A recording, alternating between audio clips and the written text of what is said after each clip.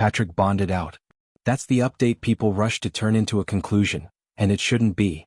Bond does not equal innocence. Release does not equal vindication. And freedom from a cell does not mean freedom from accountability. So before anyone rewrites the story, let's slow it down. Because the question hasn't changed. Who exploited the Whittaker family, and how did it happen?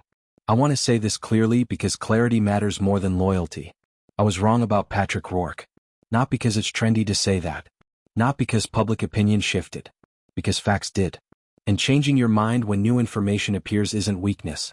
It's independence. There's a difference between giving someone the benefit of the doubt and protecting a lie once it's exposed. I'll do the first. I won't do the second. Lying is one of the few boundaries that permanently closes a door for me. Patrick crossed that line. Some people hear that and immediately try to redirect. What about Justin? What about the camper? I'm not doing that. Not because those questions don't matter, but because they're being used to derail the core issue. If Justin lied about a camper, that's Justin's issue. Deal with him directly. Patrick told me things about the Whittakers that were not true. Patrick promised things that did not happen. Patrick benefited while the family waited. That's the lane we're in. Here's where people get confused, and I need to be precise so nobody twists this. Lack of courage does not automatically equal lack of care. A person can care and still fail to stand up. A person can love and still be cowardly. That's true. But here's the distinction that matters. Cowardice explains silence. It does not explain exploitation. Patrick didn't just fail to fight for the family. He took from them. And taking from a family while claiming to care for them is not cowardice. It's something else entirely. Let's remove Patrick's name for a moment. Call him John Doe. John Doe says he's going to pay a family for content that uses their lives, their vulnerabilities, their image. John Doe doesn't pay them. Instead, other people step in and cover debts John Doe said he would handle. Then John Doe borrows money from supporters, money he never intends to pay back, under the banner of helping the family. Where does some of that money go?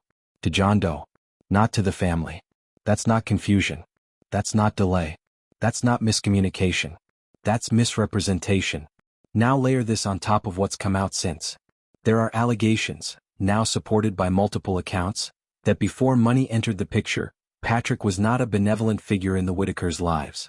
Throwing rocks, bullying behavior, disrespect toward the household. That matters because it answers a question people keep avoiding. How does someone go from tormentor to protector? Money. Money changes incentives. Money reframes stories. Money makes exploitation feel like opportunity. So when Patrick later positioned himself as someone who loved Timmy, we have to ask a harder question. Did he love Timmy? Or did Timmy become access? Let's talk about Timmy Whittaker because this entire debate collapses if we don't center him honestly. Timmy is 46 years old. But he is not a typical 46-year-old man. He is nonverbal, cognitively impaired, dependent. He cannot advocate for himself in the ways people online pretend he can. So when people say, Timmy knew what he was saying, or Timmy understood everything, they're not being charitable. They're being reckless. Understanding a moment is not understanding consequences. Compliance is not consent. And consent is not legally available to Timmy in the way it is to others. That's not an insult. That's reality. Patrick took Timmy places. That part is true. But look closer. They were places Patrick wanted to go. If Timmy came along, Patrick had content. If Patrick had content, he had engagement. If he had engagement, he had money. That's not companionship. That's utility. And when you combine that with filming, branding, and monetization, you don't get friendship. You get a product. People keep pointing to the experiences Timmy had as proof of Patrick's goodness. Trips. Outings. Moments. But here's the question nobody answers. If Patrick genuinely cared, why did he leave? Why did he enhance his own house while the family waited for money he said he would pay? Why did he speak about the Whittakers publicly as if they were obstacles rather than people? Why did he act as though paying them was optional, dependent on his mood, instead of an obligation? That's not how you treat people you respect. That's how you treat assets you control. Now let's talk about charm because charm is doing a lot of heavy lifting here. Patrick is charming. I won't deny that. But charm is not character. Charm is a tool. And when charm disappears the moment someone questions you, that tells you exactly what role it was playing. Many of you know this personally. When you stopped praising Patrick. When you asked hard questions. When you couldn't give him what he wanted. The tone changed. Insults came out. Degradation followed. Respect vanished. That pattern doesn't belong to someone who cares. It belongs to someone who tolerates you only while you're useful. Now we have to widen the frame. Because Patrick didn't operate alone. Which brings us to Eric Carroll. I want to be very clear here because people love to flatten this. Agreeing with criticism of Patrick does not require pretending Eric is innocent. I don't believe Eric is innocent. Not because I need a villain. But because we watched behavior. We saw lies. We saw bad conduct. We saw family separation. We saw money stop flowing once attention dipped. A month before? Great family. I'll do everything for them. Once money slowed? Trash the family. Walk away. Disappear. That's not coincidence. That's conditional care. Here's something people misunderstand about critical thinking. I don't have to agree with everything someone says to agree with some of it. That doesn't make me a flip-flopper. It makes me selective. If that concept is confusing, that's not my problem. I'll give people the benefit of the doubt until they prove they don't deserve it. Patrick proved that. Eric hasn't proven innocence either. Both things can be true. And now Patrick is out on bond. Some people are celebrating that. Others are funding his commissary. Ask yourself why. Why is there always a group willing to support someone who benefited from exploitation while the vulnerable are left behind? Why does sympathy flow upward to the abuser and not downward to the family? That's not loyalty. That's desperation dressed up as devotion. Here's the part one won't soften. Supporting Patrick now is not a neutral act. It's a choice. A choice to comfort someone who already took too much, while the Whittakers are still paying the price. If that's what love looks like to you, ask yourself a hard question. Would you want your daughter treated that way? Because standards don't change just because the victim is poor, disabled, or unpopular. This story isn't about popularity. I don't care about being popular online. I care about being honest. And the honest truth is this. Patrick didn't care about the Whittakers the way he said he did. Eric played a role in enabling the collapse. Timmy was used. Bond doesn't change that. Does bonding out change anything for you? Or does accountability still matter more? If you want to understand who exploited the Whittaker family, you don't start with personalities. You start with money. Because money doesn't argue back. It doesn't explain itself. It doesn't get emotional. It simply shows you who had leverage, and who didn't. And once you follow that trail, the story becomes much harder to romanticize. Let's clear something up immediately. Exploitation does not require stealing everything. It only requires controlling enough. Enough to delay. Enough to decide timing. Enough to create dependence. Enough to position yourself as the gatekeeper between need and relief. That's how exploitation works in the real world. Quietly. Incrementally. Under the language of help. Patrick said he was going to pay the Whittakers. That's not disputed. That's not interpretation. That's a promise he made repeatedly. He didn't. Instead, the family waited. And while they waited, other people stepped in. Donors, supporters, viewers, and paid debts Patrick said he would cover. That moment matters more than people realize. Because once others are paying what you promised to pay, you are no longer helping. You are borrowing credibility. Here's the question nobody wants to answer honestly. If Patrick truly intended to pay the Whittakers, why didn't he step back from content until he did? Why continue filming? Why continue monetizing? Why continue presenting himself as their advocate? Because stopping content would have meant stopping income. And stopping income would have meant losing control. Now let's talk about borrowing. Patrick borrowed money from supporters. Not for emergencies. Not transparently. Not with clear repayment plans. And multiple people now say, independently, that repayment was never intended. That matters because borrowing under false pretenses is not help. It's leverage acquisition. When you borrow money while positioning yourself as the intermediary for a vulnerable family, you're not just taking funds. You're taking trust. And where did some of that money go? Not to the Whittakers. To Patrick. This is where people get uncomfortable and start reaching for excuses. Well, he had expenses. Well, he was stressed. Well, things happen. No. Expenses don't justify misrepresentation. Stress doesn't justify delay without disclosure. Things happening doesn't justify silence. Because here's the standard that matters. If the money was for the family should not have been the last to receive it. That's it. Now let's widen the frame. Patrick didn't just control money. He controlled timing. He decided when the Whittakers got help. When they had to wait. When promises were postponed. When excuses were offered. That's power. And power exercised over people who are poor, disabled, and dependent is never neutral. It creates hierarchy.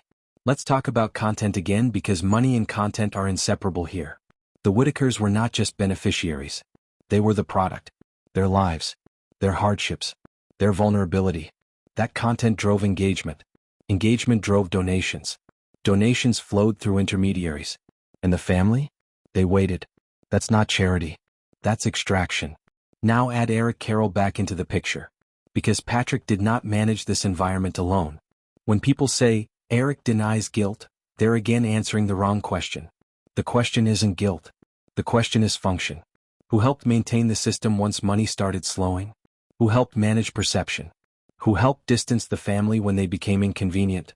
Who helped normalize delay? You don't need criminal intent to enable exploitation. You only need to keep things running. Here's the pattern that keeps repeating. As long as money flowed, the family was great. As long as engagement stayed high, help was promised. As long as content performed, optimism was sold. When money slowed, tone changed. Blame appeared. Distance grew. Support vanished. That's conditional care. And conditional care is not care. People keep saying, but Patrick did things for Timmy. Yes, he took him places. But here's the uncomfortable truth. They were places Patrick wanted to go. And if Timmy came along, Patrick could justify the trip as benevolence while filming it for content. So whose experience was it really? Timmy's?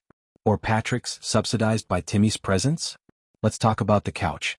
Offering Betty a couch or a bed after everything that happened gets framed as kindness. It's not. It's control theater. Because real generosity doesn't come after exploitation. It comes before.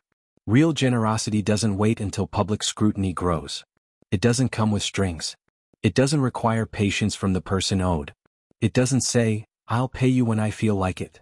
And that phrase matters. I'll pay you when I feel like it. That's not help. That's dominance.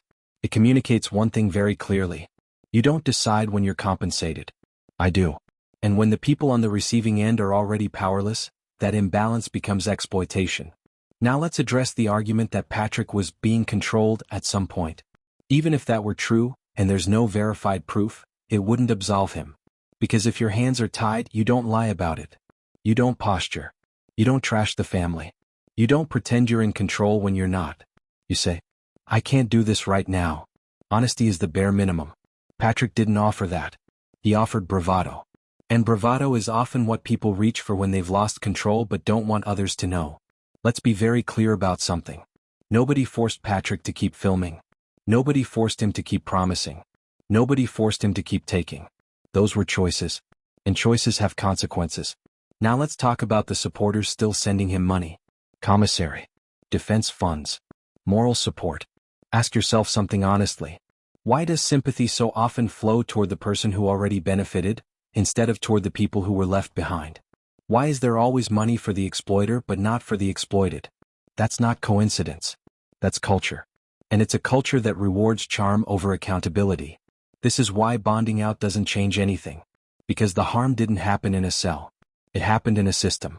A system where money flowed through intermediaries. Content replaced consent. Control replaced care. Timing replaced obligation.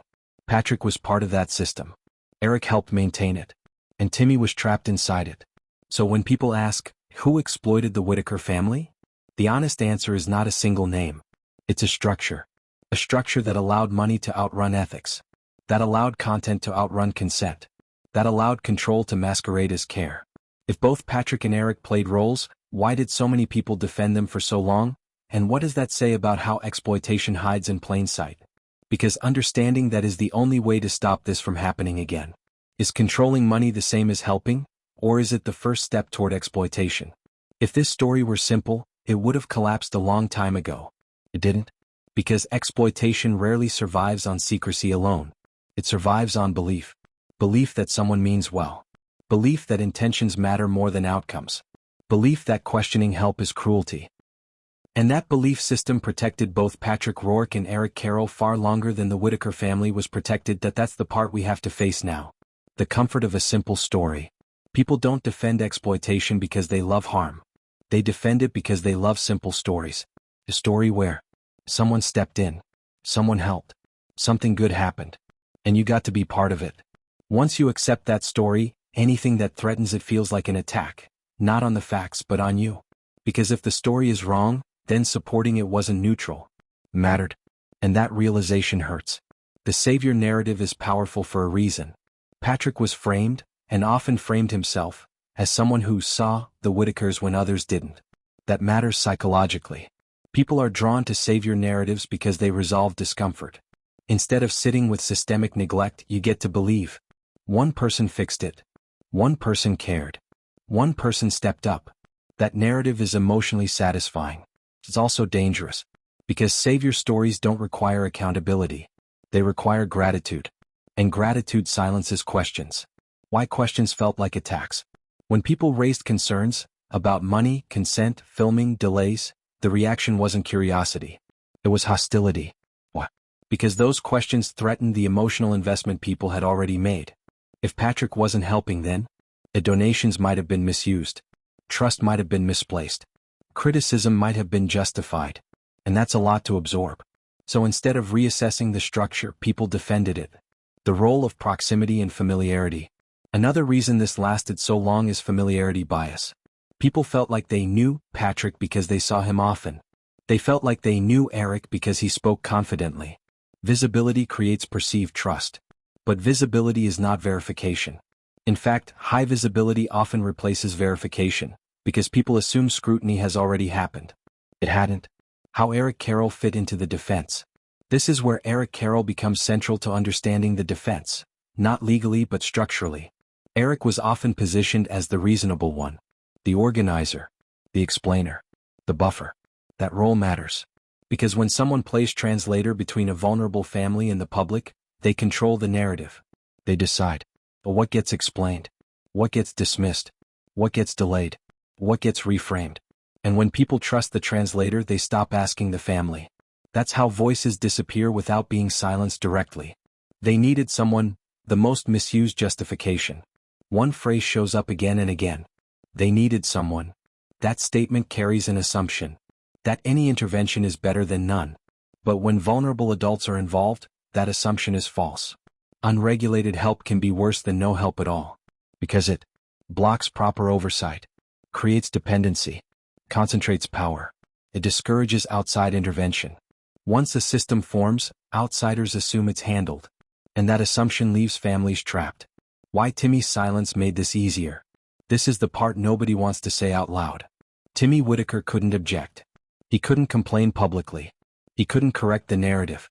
He couldn't refuse participation in a way people would respect. So his silence was misread as agreement. That's not consent. That's vulnerability. And vulnerability is exactly what exploitation depends on. How filming normalized control. Once filming became routine, control felt normal. Where Timmy went, what he did, how he was presented. Those decisions were no longer questioned, they were expected. And when control becomes routine, people stop seeing it as power. They see it as care. That's the most dangerous transformation of all. At least he got experiences, argument. This defense deserves special attention. People say, at least Timmy got to go places. At least he had fun. At least something good came out of it. That argument would never be accepted for a child. It shouldn't be accepted here either. Because experiences do not justify exploitation.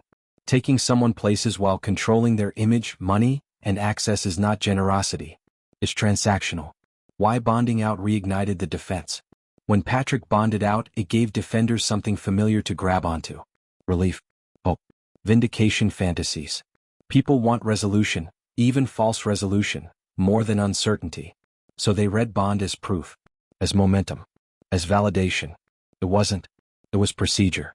But procedure feels like progress if you're desperate for the story to end well. The hard truth about loyalty. Some people stayed loyal not because Patrick was right, but because leaving would mean admitting they ignored red flags. That's not stupidity. That's human nature. But it doesn't change the outcome. The Whittakers were still harmed. Timmy was still used. Money still flowed the wrong way. Loyalty doesn't undo that. How exploitation stays invisible. This is the pattern that keeps repeating, everywhere. Vulnerable people gain attention. Helpers step in without structure. Money begins to flow. Control concentrates. Questions get framed as attacks. Defenders form. Harm becomes normalized. By the time the system cracks, people are too invested to see it clearly. Until arrests happen. until families speak out, until money stops. Why this wasn't obvious, and why that matters. It's easy to judge in hindsight. But the lesson here isn't, people were stupid. It's this. Exploitation is most effective when it looks like help, sounds like care, and rewards belief. That's why it lasted. That's why it was defended. And that's why understanding this matters more than condemning one person. What this means going forward. People only blame Patrick, they miss the system. People only defend Eric, they miss the outcome. If people only argue intention, they miss impact. And if people only focus on bond status, they miss everything that already happened. Where this leaves us. At the end of part 3, the picture is clearer and more uncomfortable. Patrick didn't act alone. Eric didn't operate in isolation. Supporters didn't mean harm. But harm still happened. And it happened because belief replaced verification. What accountability actually looks like now, and why moving on without standards guarantees this happens again. Because this story doesn't end with release. It ends when the rules change. Why do you think people defend systems longer than they defend victims? Fear, guilt, or loyalty? This is the point where most stories try to wrap themselves up. Patrick bonded out. Statements were made. Sides were chosen. And now there's pressure, subtle but constant, to move on. That instinct is understandable. But it's also dangerous. Because moving on without accountability doesn't heal anything. It just resets the conditions for the same harm to happen again. So let's be very clear about what accountability means now in real terms, not emotionally, not symbolically, but structurally. Accountability is not the same as punishment. This is where people immediately get defensive. They hear accountability and assume it means jail forever, public shaming, cancellation, revenge. That's not what we're talking about. Accountability is about alignment between actions and consequences. It asks, who had power? How was it used? What guardrails failed? What must change so this can't repeat? You can have accountability even if no one goes to prison. And you can have punishment without accountability if nothing changes. Why bonding out changes nothing structurally? Let's say this plainly. Patrick being free on bond does not undo unpaid promises, monetized content, delayed compensation, controlled access, misrepresentation. Bond is a procedural step, not a moral statement. It doesn't answer who controlled the money, who controlled the narrative, who controlled Timmy's access. So if people treat bonding out as closure, they are skipping the entire story. Accountability starts with naming the harm correctly. Before anything else, the harm has to be described honestly. Not softened. Not reframed. Not diluted. The harm was not misunderstanding, drama, internet beef, good intentions gone wrong. The harm was exploitation of vulnerability. That doesn't require evil intent. It requires imbalance. And imbalance was everywhere here. Centering Timmy is non-negotiable. Every conversation that drifts away from Timmy Whittaker becomes suspect. Because Timmy is the one person who could not consent, could not object publicly, could not negotiate terms, could not walk away. So any system that benefits others while limiting his agency is automatically flawed. Accountability means admitting this without qualification. Not, but he seemed happy. Not, but he got experiences. Not, but others benefited too. Those are deflections. Accountability requires separating roles from intentions. This is where Eric Carroll comes back into focus. People keep arguing about whether Eric is innocent. That framing misses the point. Accountability doesn't ask, did Eric wake up wanting to exploit someone? It asks, what role did Eric play once exploitation became possible? Did he manage access? Shape narratives? Discourage questions? Distance the family when inconvenient? Continue once red flags appeared? If the answer to any of those is yes, then accountability applies, regardless of intent. You don't need malicious intent to sustain harm. You only need to keep the system running. Accountability is collective, not just personal. Another uncomfortable truth. This didn't happen because one bad guy slipped through the cracks. It happened because supporters stopped asking hard questions. Content creators amplified without verifying. Audiences rewarded emotion over structure. Donors trusted intermediaries over receipts. That doesn't make everyone guilty, but it does mean everyone has responsibility to learn. Accountability includes supporters re-examining why they believed certain narratives, why they dismissed concerns, why they equated visibility with trust. If those patterns don't change, the next vulnerable family will face the same fate. What real accountability would look like now. So let's get specific. If accountability were actually happening, we would see 1. Transparent financial accounting. Not summaries. Not explanations. Actual records showing what came in, where it went, who controlled it, who benefited. Anything less is evasion. 2. Clear acknowledgement of power imbalance. An explicit admission that Timmy could not consent. Filming created leverage. Money created dependency. Without minimizing language. 3. Public commitment to new standards. No more "I'll do better." Actual rules.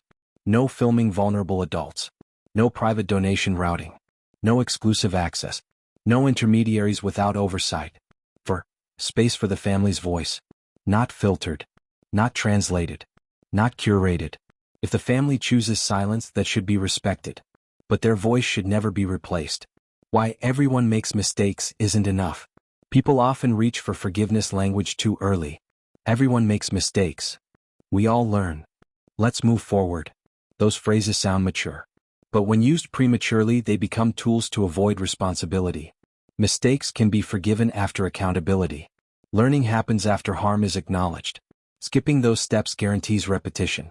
Why popularity can't be the deciding factor. Another reason accountability stalls is fear. Fear of backlash. Fear of losing audience. Fear of losing community. But popularity has nothing to do with ethics. If standards bend based on subscriber counts or donations, they aren't standards. They're incentives. And incentives are what caused this problem in the first place. The cost of letting this fade away. If this quietly fades, here's what happens next. Another vulnerable family gets attention. Another helper steps in without structure. Another donation pipeline forms. Another audience believes. Another Timmy gets used. And everyone says, this time it'll be different. It won't be. Not unless the rules change. Accountability is a boundary, not a grudge. This is important to say. Accountability does not mean endless punishment, obsession, refusal to heal. It means boundaries. It means saying, this behavior is not acceptable. This structure will not be repeated. This harm will not be minimized. Then you move forward, with safeguards. Where this leaves us, by part 4, one thing should be clear. This story does not end with Patrick free, Eric denying guilt, supporters choosing sides. It ends only when exploitation is named, systems are dismantled, standards are enforced. Until then, nothing is resolved. What must be required, every time, before anyone is allowed to help a vulnerable family again? Because that's the only ending that protects anyone. Is accountability about punishment, or about changing the rules so this never happens again? This is where it ends, not with a verdict but with a standard. Because if this story ends with people arguing about personalities, bond status, or who feels more believable, then nothing was learned. So here is the rule that has to exist going forward, not just for this case but for every vulnerable family that becomes visible. Help is not allowed without structure. Not later. Not eventually. From the beginning. If someone wants to help a vulnerable family like the Whittakers, the first question is not who they are. It's what authority they have. Who can legally consent? Who can legally refuse? Who can stop access? If that answer isn't documented, help stops right there. No filming. No fundraising. No just trying to help. Because absence of authority is how exploitation starts. Second rule. Money and access can never live in the same hands. The moment one person controls donations, visibility, transportation, communication, that person has power. And power over vulnerable adults must be fragmented, monitored, and reversible. No private accounts. No personal fundraisers. No, I'll handle it. If money can't be tracked, it can't be trusted. Third rule. Consent is not assumed, performed, or implied. Especially not with someone like Timmy Whittaker. Smiling is not consent. Compliance is not consent. Participation is not consent. If someone cannot legally and meaningfully agree, and withdraw that agreement, then the answer is already no. Anything else is justification. Fourth rule. Content is never a requirement for care. If help depends on filming, posting, or engagement, it is already compromised. Care that disappears without an audience was never about care. Real help survives silence. Fifth rule. No one becomes indispensable. The moment someone is framed as the only one who understands, the only one they trust, the only one helping, the system has failed. Real support builds redundancy. It welcomes oversight. It expects replacement. If everything collapses when one person leaves, that person had too much control. Now let's say this clearly without hesitation. Patrick bonding out doesn't answer these questions. Eric denying guilt doesn't answer these questions. Patrick Rourke and Eric Carroll are part of the story, but the real issue is the absence of enforceable boundaries that allowed both of them to operate. That's the failure. So here's the final truth. This wasn't just about one bad actor. It wasn't just about one enabler. It was about a system that rewarded visibility, charisma, and control, while sidelining consent and accountability. And until that system is rejected outright, this will happen again. Different names. Same pattern. This story only means something if the rule changes. No structure, no access. No authority, no filming. No transparency, no money. Anything less is not help. It's harm waiting for applause. What should be non-negotiable before anyone is allowed to help? A vulnerable family, consent, oversight, or zero money handling? One word. Thank you for watching this video. Click here to watch another video that might interest you.